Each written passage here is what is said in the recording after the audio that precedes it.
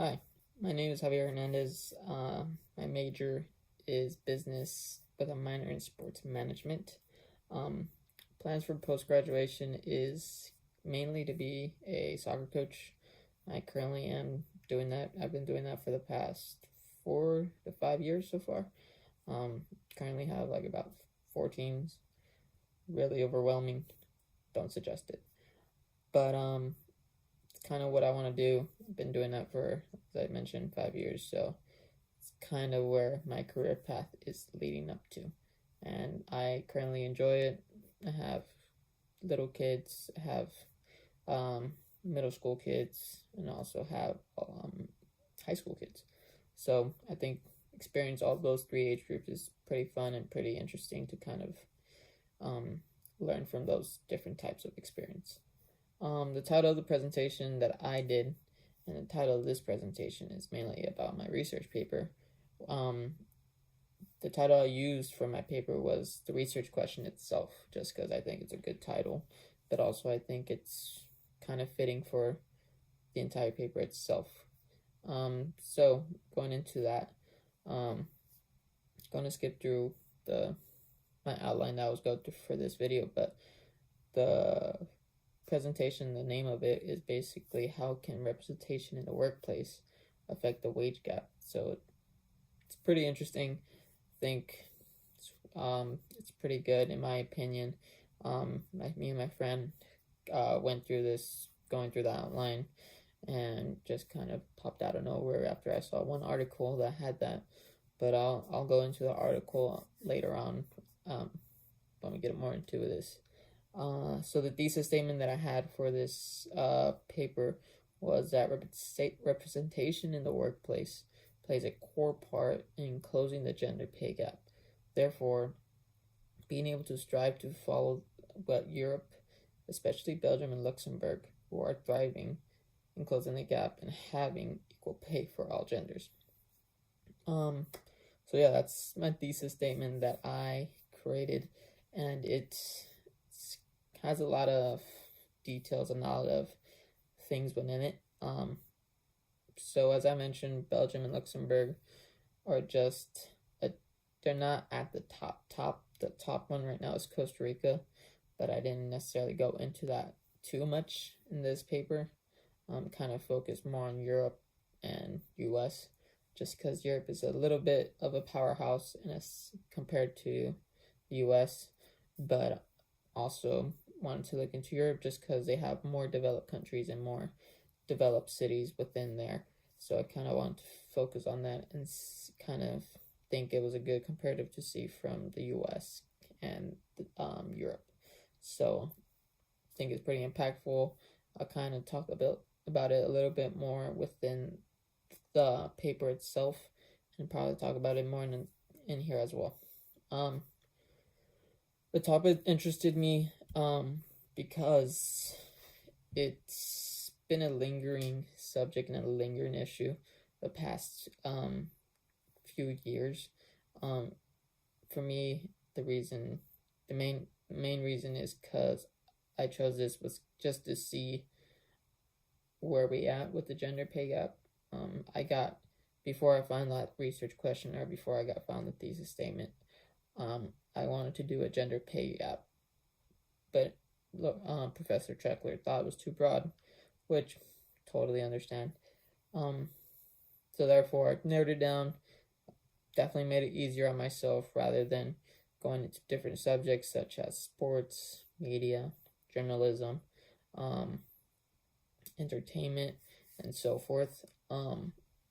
Whereas those would kind of be a little broad, and it'll be each section, each paragraph would probably be one of those categories, and therefore wouldn't necessarily be a research question within it, just because there's so much different dynamics that you can get from the entertainment to sports to media and so forth. So it interested me just because I wanted to see where we at with the gender pay gap, and I also wanted to see where other countries are compared to us. So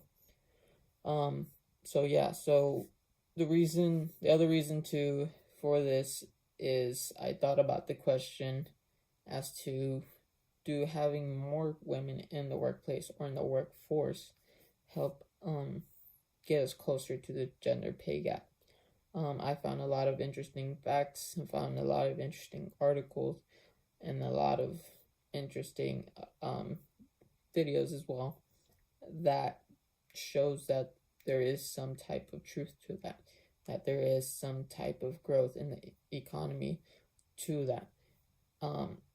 So that's what my paper is kind of going into, showing that more women in the workspace and more women in the labor force do have an impact on our economy and can also have an impact in certain people's companies and businesses. Again, interests me was that I remember in I forgot what year it was, but California passed a law that a lot of our companies should have at least 2 women on the board of directors. I'm not sure how long they want and how many years they want to reach that, or at least have half of the board members be women. But I'm not sure what their date for that is. But I found that really interesting. I know that happened either a year ago or 2, but I also wanted to see where we are with the gender pay gap, just because for me, I'm just thinking about it, whereas why don't we just pay women right away the same as the men? I mean, it shouldn't necessarily be a big deal, but in many eyes, I guess so it is.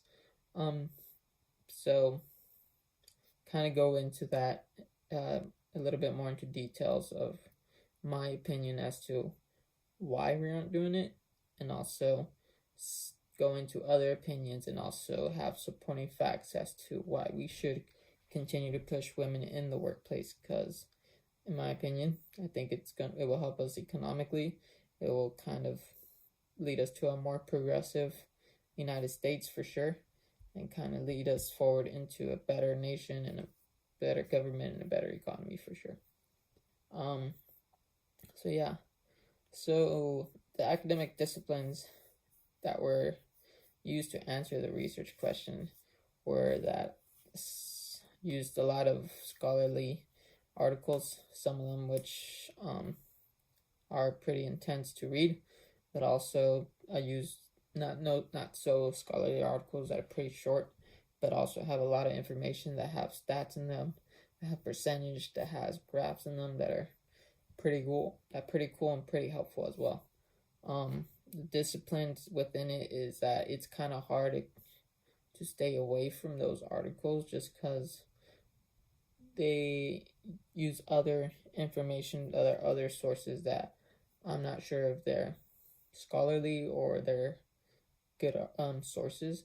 So I think that's kind of a discipline in kind of learning which articles to trust and which articles not to trust, because there can be so many articles out there that look enticing, that have good facts, but you look into it more and you're just like, that's not realistic at all. So that was some of the disciplines within it. Also, what I do in each paragraph, in each topic I touch on, is always ask that same question of how can representation in the workplace affect the wage gap.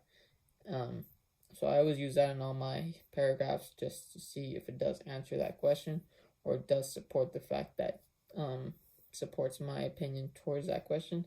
So therefore, I always use that kind of to reference back into what I wanted to go into and whether it answers the question but also supports my thesis statement. So the overview of my findings for the research paper, as I mentioned, is that I did find a good depth in that women in the workplace and having more women in the workplace can help your economic boost financially. There was one article, I believe it said that if you have more women in the workplace, you can possibly have 42% more of a financial increase, which is, I find, outstanding and pretty impressive in my opinion. Also, by having more women in a leadership role or a senior role, you're able to attract more employees.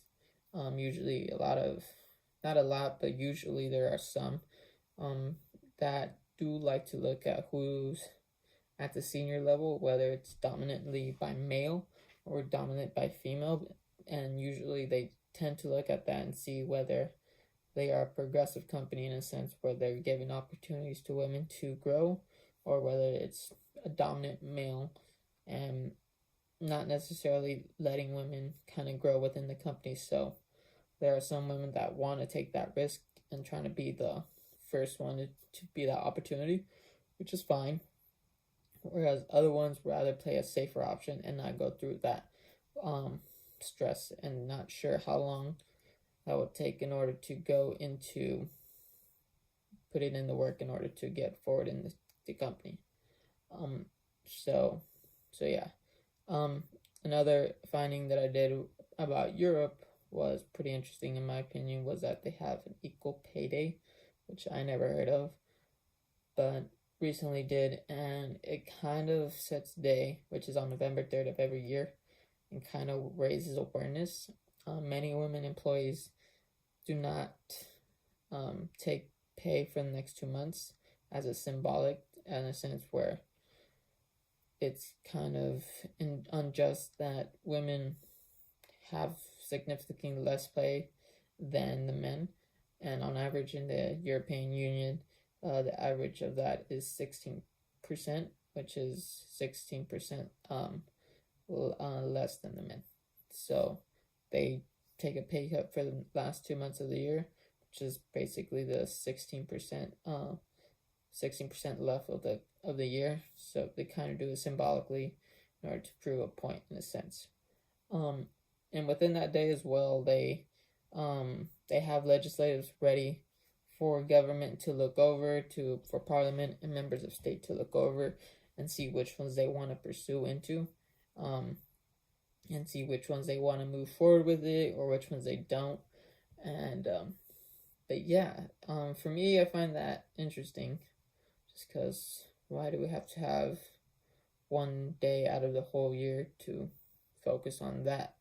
Why don't we have a whole on month, or why don't we just continue to work on it until there's something that happens, rather than waiting a whole year to come by and talk about it again, and then after that brush it under the rug and wait till next year.